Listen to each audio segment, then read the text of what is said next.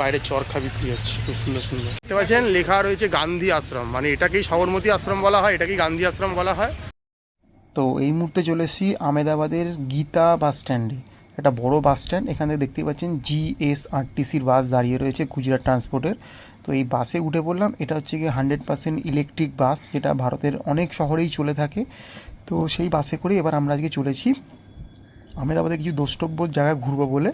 তো আজকে আমরা যেটা প্রথম যাচ্ছি সেটা হচ্ছে কি সবরমতী আশ্রম, বা বলতে পারেন গান্ধী আশ্রম, মানে আর কি যেখানে গান্ধীজি ছিল। কারণ জানেন এই গান্ধীজি ওই গুজরাটেরই ভূমিপুত্র, উনি পোরবন্দরেই জন্মেছিলেন। তো সেই দেখতে যাব। তো আমরা চেষ্টা করেছি লোকাল ট্রান্সপোর্টটাকেই চুজ করার, কারণ এখানে অটোওয়ালা রিজার্ভে যেতে চাইছিল, তারা 300 350 বিভিন্ন দাম হাঁকছিল আর কি। এবার জানে না তারা আমরা ট্যুরিস্ট, আমাদের থেকে বেশি নিতে হবে, তো সেই জন্যই তারা সেই দামটা বলে থাকে। তো আমরা চেষ্টা করলাম যে বাস স্ট্যান্ডে এসে কাউন্টার থেকে জিজ্ঞেস করা যে কোন বাসটা যাবে। বললো একদম সবরমতী আশ্রম অবধি যাবে না, কিন্তু নিয়ারেস্ট একটা লোকেশনে নামিয়ে দেবে, যেখান থেকে মোটামুটি 200 মিটার মতো হাঁটলেই আমরা আশ্রমে পৌঁছে যেতে পারবো।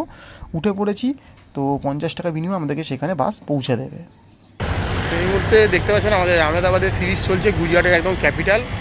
বিশাল চওড়া চওড়া রাস্তা, এত বড় বড় রাস্তা যে হয়তো প্লেনও নামিয়ে দেওয়া যেতে পারে, কিন্তু রাস্তা পারাপারের জন্য না আছে কোনো জেব্রা ক্রসিং, না আছে কোনো ট্রাফিক পুলিশ, মানে শহর জুড়ে কোনো পুলিশের চিহ্ন দেখতে পাচ্ছি না। আপনারা তো বলবেন তাহলে কি শহরে ক্রাইম নেই? ক্রাইম আছে কি না আছে সেটা জানি না, আর শহর জুড়ে কোনো ট্রাফিকও দেখতে পাচ্ছি না, কিছুই দেখতে পাচ্ছি না। মানে ব্যাপারটা অনেকটা এরকমই যে আপনার দায়িত্ব আপনারই, মানে আপনাকে আপনার রাস্তা পার হতে হবে, কিছু হলে হয়তো আপনাকেই চুরি করলে কিছু খুঁজে খাজে বার করতে হবে, একটা ব্যাপার স্যাপার। মানে রাস্তাঘাট এত চওড়া যে আর মানে আমেদাবাদ আর কদিন সময় লাগবে হয়তো মেট্রো সিটিতে ঘরে ঢুকতে আর কি। আমাদের দেশে 4টে মেট্রো সিটি, তো এটা জাস্ট সময়ের অপেক্ষা, এটা ঘরে ঢুকবে বলে একটা ব্যাপার স্যাপার সেইভাবে তৈরি হচ্ছে। বিশাল চড়া চড়া সব জিনিস রয়েছে, কিন্তু রাস্তাঘাট পার হওয়া যাচ্ছে না, কোনো কানেক্টিং সেরকম ব্যাপার স্যাপার কিছু নেই। এই হচ্ছে কি আপাতত ব্যাপার, যা ঘুরছি ফিরছি। তো এবার একটা ভালো স্পটে যাবো, কারোর কাছে ভালো স্পট, কারোর কাছে খারাপ স্পট, এরকম একটা ব্যাপার স্যাপার। তো এই মুহূর্তে চলে এসেছি আমরা বলতে পারেন আহমেদাবাদের একটা বিখ্যাত জায়গা সবরমতী আশ্রম। তো চলুন একটু ঘুরে দেখানো যাক, তার কিছু সম্বন্ধে কিছু বলা যাক। এই মুহূর্তে আমরা সবরমতীতে প্রবেশ করেছি। তো ঢোকার সময় একটা ভিজিটার এন্ট্রিতে লিখতে হয়, 3-4 জন যতজনই থাকুন একজনেরটা লিখলেই হয়ে যায় মোটামুটি, সবাইকে আলাদা করে লিখতে হবে এরকম কোনো ব্যাপার স্যাপার নেই।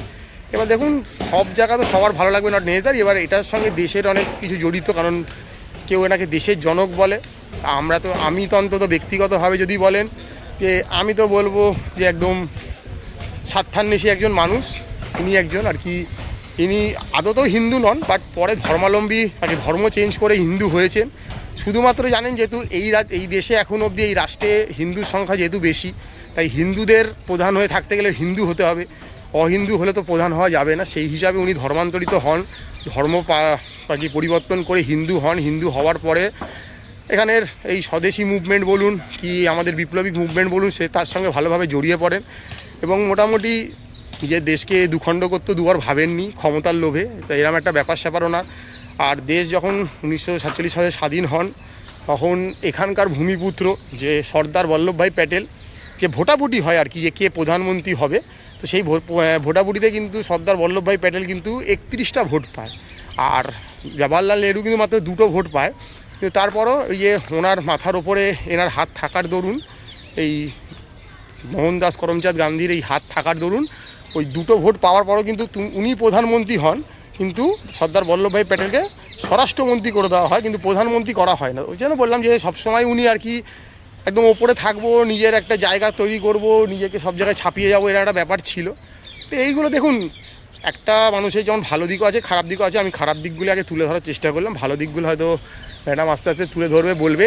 আর এই সবরমতী হচ্ছে এই জন্য বিখ্যাত যে এখানে উনি থেকেছেন দিনের পর দিন, এখানে উনি ওই চরকা কেটে সুতো বানাতেন। তো এবং এছাড়া এখান থেকে অনেক ফ্রিডম মুভমেন্ট করেছেন, সেই জন্যই জায়গাটা বিশাল প্রচলিত এবং প্রত্যেক দিন ধরা হয় প্রচুর মানে দেশি বিদেশি পর্যটকের আগমন ঘটে। এই মোটামুটি।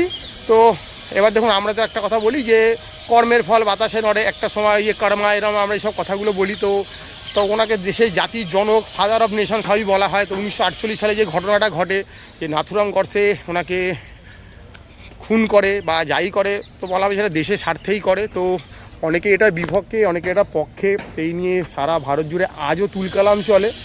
তো দেখুন আমার চোখে উনি দেশকে দ্বিখণ্ডিত করেছে। হ্যাঁ, হয়তো ফ্রিডম মুভমেন্টের মধ্যে ছিলেন, সেটাতে অস্বীকার করা যাবে না হয়তো কোনোভাবেই।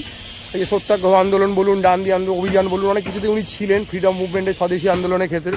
তো কিন্তু উনি দেশকে আবার দ্বিখণ্ডিত করেছেন। ওনার জন্য আমাদের ভূমিপুত্র কলকাতার বলতে পারেন, ব্যক্তিগত বাংলার নেতাজি সুভাষচন্দ্র বোসকে দেশ ছাড়া হতে হয়েছে। এরকম অনেক ঘটনাই কিন্তু রয়েছে।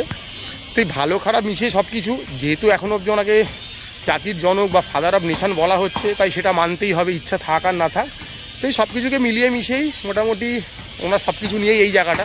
সবরমতী মানেই গান্ধীজি, গান্ধীজি মানেই সবরমতী, এরকম একটা ব্যাপার স্যাপার, মানে দুটো আর কি ওতপ্রোতভাবে জড়িত, মানে made for each and other, এরকম একটা ব্যাপার স্যাপার।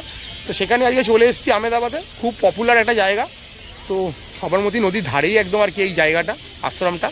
তো আমি আমার যেটুকুন বক্তব্য রাখলাম হয়তো অনেকটাই নেগেটিভ, যেটা হয়তো অনেকেই শুনে রেড়ে করে উঠবেন, হয়তো আমার উপর খেপে যেতে পারেন, বাট বাস্তবকে তো অস্বীকার করতে পারবেন না যেগুলো আমি বলেছি। আবার ওনার ভালো দিকগুলো রয়েছে, সেগুলো ম্যাডাম আস্তে আস্তে তুলে ধরবে। তো এই নিয়ে মোটামুটি দেখাবো, যতটা ক্যামেরা অ্যালাউ করবে ততটা দেখানোর চেষ্টা করব। এখানে কোনো টিকিটের ব্যবস্থা নেই। তো চলুন এবার আস্তে আস্তে সবরমতীটা একটু ঘুরে দেখবো, আর ওনার সম্বন্ধে একটু ভালো ভালো সুখ্যাতি এবার শুনবো। আমরা দাঁড়িয়ে আছি আহমেদাবাদ তথা মানে ভারতবর্ষের একটা বিখ্যাত একটা জায়গা, ঐতিহাসিক জায়গা, সবরমতী আশ্রম। স্বামীজি বলে চলেছে সবরমতী নদী, সবরমতী আশ্রম। 1917-এ আশ্রমটা বেসিক্যালি শিফট করানো হয় জুন মাসে।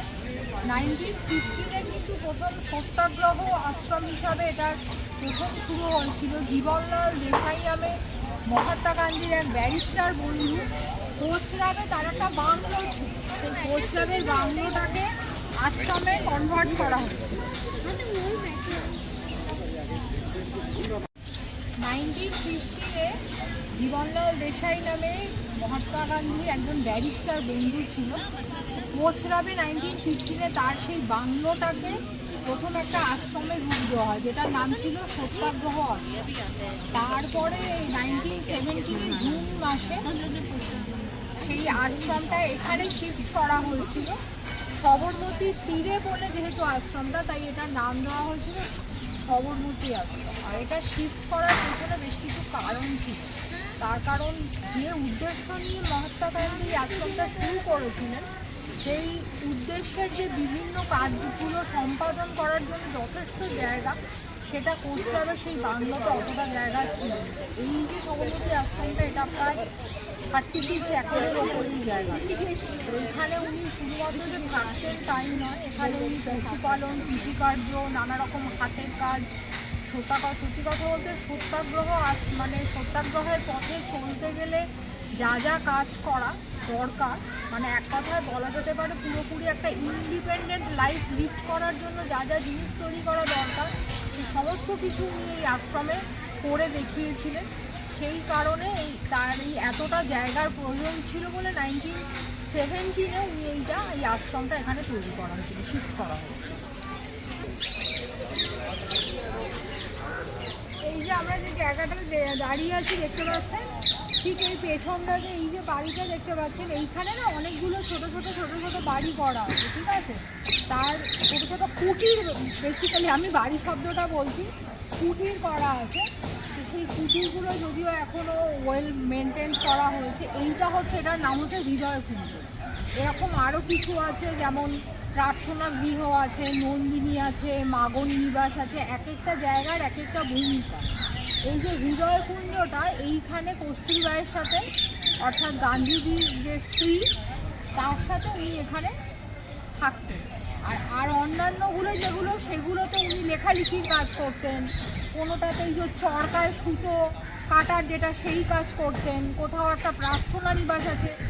আমরা ঘুরে ঘুরে আপনাদেরকে বিভিন্ন ওই আবাসগুলো, কুটিগুলো দেখাবো।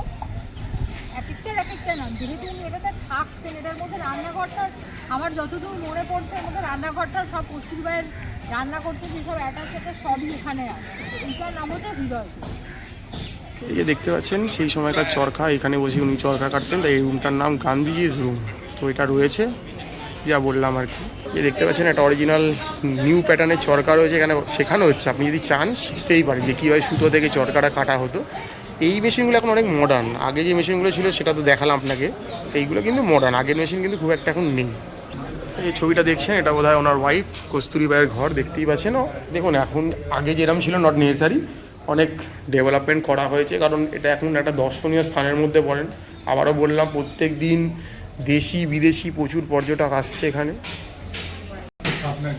দেখতে পাচ্ছেন এটা গেস্ট রুম রয়েছে, ওই সময়কার আর কি অতিথি এলে বসতে দেওয়া হতো, সেই একটা ব্যাপার। দেখতে পাচ্ছেন জায়গাটা খুব সুন্দর করে সাজানো, বেশ দালান, আগে যেমন আমরা বলতাম না দালানওয়ালা বাড়ি, সেরকম একটা ব্যাপার স্যাপার রয়েছে আর কি, বুঝতেই পারছেন। তো এটা ছিল বলছে রান্নাঘর, সেই সময় এখানে রান্না বান্না হতো। মানে উনি দেশের খেয়েছেন, বাট দেশের হয়ে সেরকম যে কিছু করেছেন এরকম দাবি করতে পারছি না। এইসব এই সেই চশমা, গোল্ড ফ্রেমের চশমা, সেই সময়কার চামচ ঠামচ সব রয়েছে দেখতে পাচ্ছি প্রচুর। কড়িবর্গার ঘর ছিল, তখন তো এত গরম ছিল না, তাই এত পাখা টাকার ব্যাপার ছিল না। এই হচ্ছে গিয়ে ব্যাপার। দেখতে পাচ্ছেন এখানে এটা বলা হয়েছে উপাসনা গৃহ, মানে কিসের উপাসনা করতো উনি, কোন দেব ভগবানের পুজো করতো আমার জানা নেই, বাট করতো বলা হচ্ছে। এখানে একটা ঘাটটা বাঁধানো আছে, আসতে পারেন পরিবারজনকে নিয়ে এখানে বসবেন, ভালো সময় কাটবে। ওনার সময় এতটা বাঁধানো হয়তো ছিল না, এটা তো রিসেন্ট টাইমে করা হয়েছে আর কি। তো এই ভেতরে ঘুরতে ঘুরতে আর একটা কক্ষ বা কুটিরের সামনে চলে এসেছি। দেখতে পাচ্ছি এখানে সবাই যে কোনো জায়গায় ঢুকতে গেলে আপনাকে জুতো খুলে ঢুকতে হচ্ছে আর কি, জায়গাটা পরিষ্কার মেনটেন করা হচ্ছে। তো এই একটা ভবন রয়েছে, সেটা হচ্ছে মোগনলাল নিবাস। এইখানে গান্ধীজির ভাইপো মোগনলাল গান্ধী তিনি এইখানটাতে থাকতেন। আর স্বাধীনতা সংগ্রামের যা কিছু আন্দোলন সত্যাগ্রহ থেকে শুরু করে খাদি সমস্ত কিছুর ব্যাপারে উনি অত্যন্ত গুরুত্বপূর্ণ ভূমিকা পালন করেছিলেন এই মোগনলাল গান্ধী। বিশেষ করে যে ওনার যে খাদির যে কনসেপ্টটা, তার উনি একজন মানে গুরুত্বপূর্ণ, বিশেষ করে অ্যাডমিনিস্ট্রেটিভ পার্টটাই মোগনলাল গান্ধী এখানে উনি থাকেন, তাই জন্য এটার নাম মোগনলাল নিবাস। এই যে দেখা যাচ্ছে সেই সময়কার কিছু চরকা রাখা রয়েছে, আপনাদের হাত দিতে বারণ করা হয়েছে, কারণ আপনার ডিসপ্লের জন্য রাখা। এই যে খাদির জিনিসগুলো হবে এই চরকা থেকেই মোটামুটি তৈরি হতো। তো খাদি তো জানেন আজ প্রচণ্ডভাবে গোটা ভারত জুড়ে জনপ্রিয়, আমাদের দেশীয় পোশাক, দেশীয় জিনিস। আমরা হয়তো খাদির জিনিস পরি, বিভিন্ন রকম খাদি মেলাগুলোতে অংশগ্রহণ করে থাকি, আমরা দেখতে পাচ্ছি এখানে চরখাগুলো সেই সময়কার কিছু কিছু চরখা রয়েছে যেগুলো এখনও রাখা রয়েছে এখানে দেখতে পাচ্ছি। এইগুলো দেখলে হয়তো কিছুটা ভালো লাগবে, কারণ এটা একটা ভালো উদ্যোগ ছিল যে বিদেশি পোশাককে বর্জন করে স্বদেশি পোশাককে আপন করে নিতে হবে। তো আমরাও সেটাতেই বিশ্বাসী, বাট গোটা ভারত জুড়ে এখন স্বদেশি পোশাক না পরে বিদেশি পোশাকই পরতে ইচ্ছুক। তো এই যে দেখতে পাচ্ছেন এখানে সুতো বা থ্রেড যেগুলো আর কি কীভাবে তৈরি হতো সেগুলো এখানে রয়েছে, কিছু সেই সময়কার কিছু ছবিও রয়েছে। তো এই যে দেখতে পাচ্ছেন এইখানে চরকাগুলো কিন্তু পুরনো সব রয়েছে। দেখতে পাচ্ছেন জাতির জনক, ভারতের প্রথম প্রধানমন্ত্রী, আর ওদিকে হচ্ছে ভারতের প্রথম স্বরাষ্ট্রমন্ত্রী, যার এনার এই যে সর্দার বল্লভভাই প্যাটেল, এনার হওয়ার কথা ছিল প্রথম প্রধানমন্ত্রী, বাট এনার হাত মাথায় থাকার জন্য ইনিই হয়েছেন ভারতের প্রথম প্রধানমন্ত্রী। বাকিটা আপনারা বুঝে নিন মোটামুটি। আর এই হচ্ছে গিয়ে দেখতে পাচ্ছেন এই যে সর্দার বল্লভভাই প্যাটেল, যার স্ট্যাচু রয়েছে গোটা গুজরাট জুড়ে, তার স্ট্যাচু অফ ইউনিটি নামে। আর এই হচ্ছে গিয়ে দেখানো হচ্ছে আপনাদেরকে পুরো সবরমতীর ব্যাপারটা, যে পুরো সবরমতী কতটা জায়গা জুড়ে রয়েছে সেটা একটা জাস্ট রেপ্লিকা তুলে ধরা হয়েছে। এখানে বিশাল বড় ফ্রেমিং করা রয়েছে সেই সময় গান্ধীজিকে যারা যারা চিঠি লিখেছেন দেশি বিদেশি সব জায়গা থেকে, সেই সব চিঠিগুলো এখানে রাখা রয়েছে দেখতেই পাচ্ছেন। তো এগুলো মানে সেই অরিজিনাল চিঠিটা তো এখানে রাখা সম্ভব না, তারই একটা প্রিন্টেড ভার্সান এখানে রাখা রয়েছে। আপনারা যদি দেখতে চান দেখতে পারেন। এখানটা সুইমিং পুল দেখতে পাচ্ছি, হয়তো সেই সময় এটা ছিল না, এখন নতুন হয়তো এটা করা হয়েছে দেখতে পাচ্ছি। আমাদের বিশ্বকবি, আমাদের গুরুদেব রবীন্দ্রনাথ ঠাকুরও ওনার সাথে চিঠি চালাচালি করেছিল, আদান প্রদান চিঠি, তো সেটাও কিন্তু এখানে রয়েছে লেখা। সবরমতী আশ্রম, এখানে কিন্তু দেশি বিদেশি বহু ঐতিহাসিক এবং রাজনৈতিক ব্যক্তির এখানে পদার্পণ হতো। আর সব থেকে যেটা গুরুত্বপূর্ণ অনেক ঘটনাই আছে, তার মধ্যে সব থেকে বেশি এটা গুরুত্বপূর্ণ বলে ধরা হয় সেটা হচ্ছে 1930-তে যে ডান্ডি অভিযান যেটা হয়েছিল, সেই ডান্ডি অভিযান এইখান থেকে শুরু করেছিলেন গান্ধী। তারপরে রাওলাট ট্যাক্ট যেটা হয়েছিল, সেই রাওলাট ট্যাক্টের এগেনস্টে যেটা উনি প্রথম আন্দোলন করেছিলেন, সেটাও এই সবরমতী আশ্রম থেকে হয়েছিল। ইয়াং ইন্ডিয়া বলে একটা পাবলিকেশন, সেটাও এখান থেকে করেছিলেন। এখানে গান্ধীজির একটা প্রাইমারি স্কুলও আছে, ছোটো ছোটো বাচ্চাদেরকে নিয়ে একটা স্কুল, যাতে বাচ্চারা মানে স্কুল যাতে বাচ্চাদের পড়াশোনার শিক্ষা যাতে অগ্রগতি হয় সেই কারণে একটা স্কুলও নিয়ে এখানে একটা তৈরি করেছিলেন। এরকম আরও অনেক ঘটনা আছে। আর সবরমতী আশ্রমটা ঠিক এইখানটাতে তৈরি করার পেছনে যে আমি যে কারণ একটা আপনাদেরকে অলরেডি বললাম যে একটা ওনার ভাস্ট জায়গা দরকার ছিল, যে এখানে উনি কৃষির কাজ করবেন, অর্থাৎ ফার্মিং করতে পারবেন। এছাড়াও মানে ফার্মিং প্লাস মানে এগ্রিকালচার প্লাস ফার্মিং, অর্থাৎ পশুপালন এবং কৃষি কার্যের কাজ করতে পারবেন। সেটা ছাড়া আরও একটা খুব গুরুত্বপূর্ণ কারণ, সেটা হচ্ছে যে এই যে জায়গাটা সবরমতী আশ্রম, আজও এর একটা হচ্ছে আহমেদাবাদ সেন্ট্রাল জেল আছে, আর আরেকটা হচ্ছে এখানে শ্মশান আছে, অর্থাৎ আমাদের হিন্দুদের দেহত্যাগ করার পর যেখানে আমাদের মানে ক্রিমেশন গ্রাউন্ড আর কি যেটাকে বলে, শ্মশান আছে এখানে। তো গান্ধীজি একটা কথা বিশ্বাস করতেন যে যে কোনো সত্যাগ্রহের পথে চলা যে কোনো ব্যক্তি শেষ ঠাঁই হবে হয় কারাগারে অথবা শ্মশানের চিতায় অথবা কারাগারে ঠাঁই হওয়ার পর সে মানুষ যখন শেষ হয়ে যাবে তখন তাকে চিতাতেই শেষ হয়ে যাবে তার দেহ। তো সেই কারণে উনি এই আশ্রমটাকে এমন জায়গায় তৈরি করেছিলেন যে এইখানে থেকে মানুষের ভেতরের যে সত্যের প্রতি তার বিশ্বাস বা তার জাগরণ, তার বিবেক, তার চেতনা সমস্ত কিছু জাগৃত হয়। এই সমস্ত কিছু ভেবে উনি আরও এই একটা এমন একটা জায়গা উনি তৈরি করেছেন। দেখছেন এটা একটা গ্যালারি রয়েছে, এখানে অনেক কিছু রয়েছে সেই সময়কার ওনার কিছু বচন, উনি যেগুলো স্টেটমেন্ট দিতেন সেই সময়কার নিউজ পেপারে যেগুলো বেরাতো, সত্যাগ্রহ, ডান্ডি আন্দোলন, অনেক যে রাওলাট আইন, বিভিন্ন যে ঘটনাগুলো ঘটেছিল সেই সময় যা বেরাতো, কিছু কিছু অরিজিনাল জিনিসও রয়েছে। সরকারি শিলমোহরও দেখতে পাচ্ছি রাখা রয়েছে ওখানে ইস্ট ইন্ডিয়া কোম্পানির।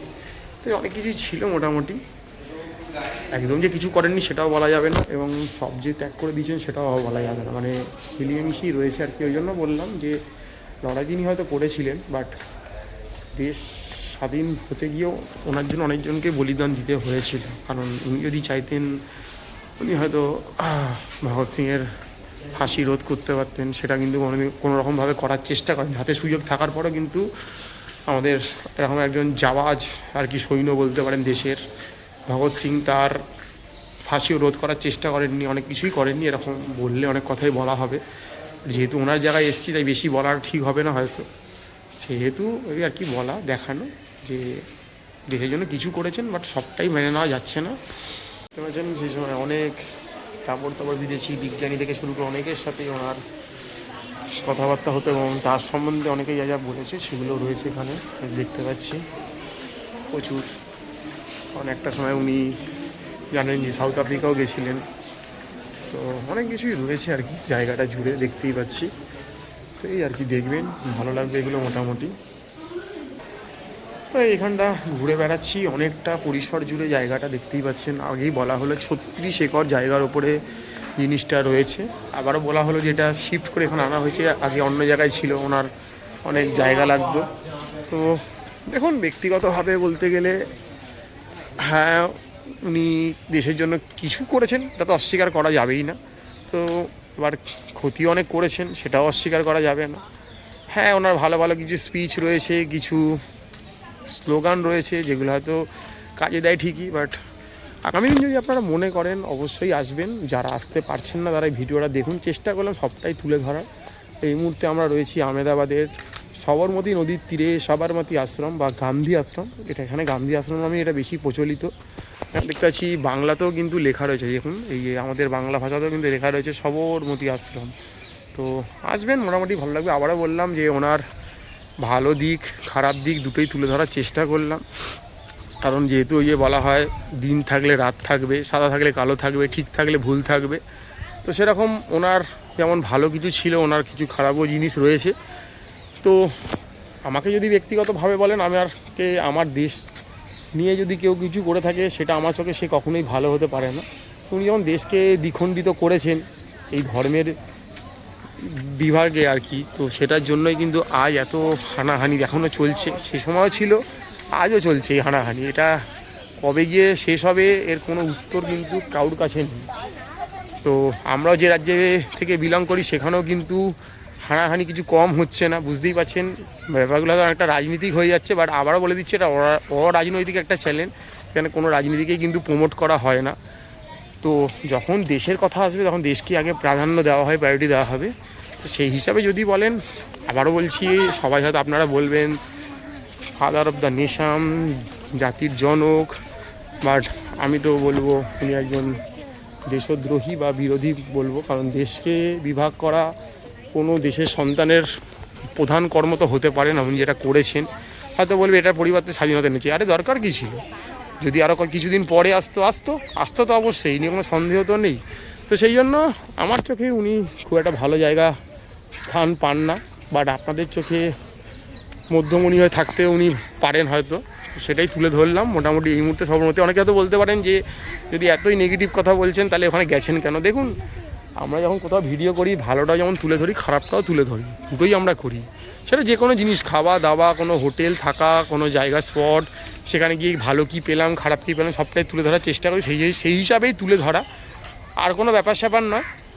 তো অনেকেরই একটা পছন্দের জায়গা, প্রিয় জায়গা আমেদাবাদে এলে, তো সেই হিসাবে তুলে ধরলাম, যাতে যারা আমেদাবাদ আসতে পারছেন না বা আগামী দিন আসবেন তো বলে দিলাম। তো আমরা যে বাস স্ট্যান্ডের ওখানে রয়েছি, যে ওই একদম আমেদাবাদ যে বাস স্ট্যান্ড আর কি, গীতা ভবন যে বাস স্ট্যান্ডটার সামনে আমরা রয়েছি, তো সেখান থেকে কিন্তু বাস এখানে আসে মোটামুটি। এখন রাস্তায় একটু কনস্ট্রাকশনের কাজ চলছে, তো এদিক ওদিক দাঁড় করিয়ে দেওয়া হচ্ছে। তো মোটামুটি আসা যায়। আর অটো করে এলে কিন্তু একদম সাবরমতী গেটেই আপনাকে নিয়ে আসবে, কোনো অসুবিধা হওয়ার কথা নয়। তো চলে আসতে পারেন। অটোতে ওঠার সময় একটু বার্গেনিং করে নেবেন, কারণ এর ফিক্স কিছু রেট নেই। বাসে করে এলে সরকারি বাস, এসি বাস, বিভিন্ন রকমের বাস আছে, তার কিন্তু নির্দিষ্ট রেট আছে, তাই অসুবিধা হওয়ার কথা নয়। তো এই মুহূর্তে আমরা রয়েছি আমেদাবাদ, মানে গুজরাটের একদম ক্যাপিটাল আমেদাবাদে, সবরমতী নদীর তীরে সবরমতী আশ্রমে। তো এই মোটামুটি ছিল আমাদের বৃত্তান্ত দেখালাম। তো দেখছি আর কোথায় কোথায় আমরা কী ঘুরছি, কী করছি, দেখতে থাকুন। আমাদের গুজরাট সিরিজ চলছে, এই মুহূর্তে আমরা রয়েছি আমেদাবাদে।